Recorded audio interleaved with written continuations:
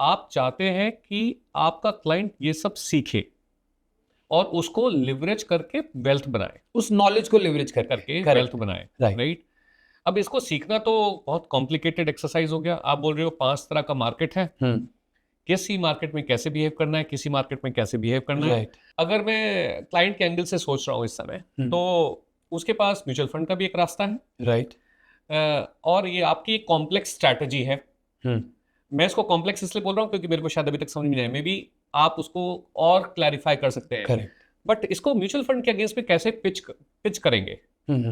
सी सबसे पहले ना मैं आपको कंपैरिजन बता देता हूँ, फिर डिसीजन आप ही का होगा मुझे क्या करना चाहिए। ठीक है। देखिए, जैसे म्यूचुअल फंड का एक बेसिक प्रिंसिपल ये है कि आपको बाइंग करना है।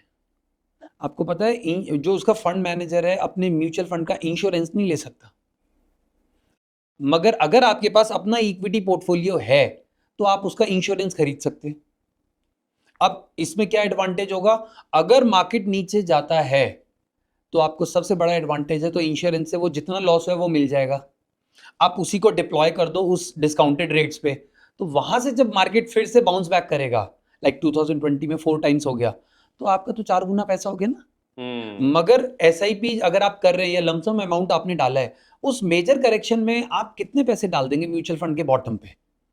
अगर आप बिजनेस क्लास फैमिली से हैं, आप कोई जॉब कर रहे हैं, बहुत अच्छी पोजीशन पे हैं, फिर भी आप उस बॉटम पे, जब करेक्शन के बाद बिल्कुल बॉटम पे आज मार्केट, वहां पे फियर फैक्टर बड़ा होता है, आप कितने पैसे डाल दोगे?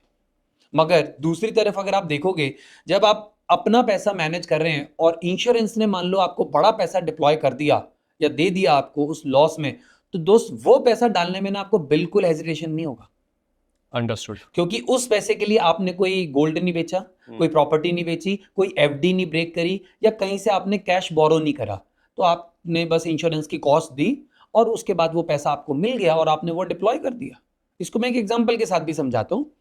मान के चलिए आज आप इन्वेस्टमेंट करते हैं, अपना खुद पोर्टफोलियो मैनेज कर रहे हैं, और आज की डेट में आपका पोर्टफोलियो 10 करोड़ रुपए का पहुंच गया।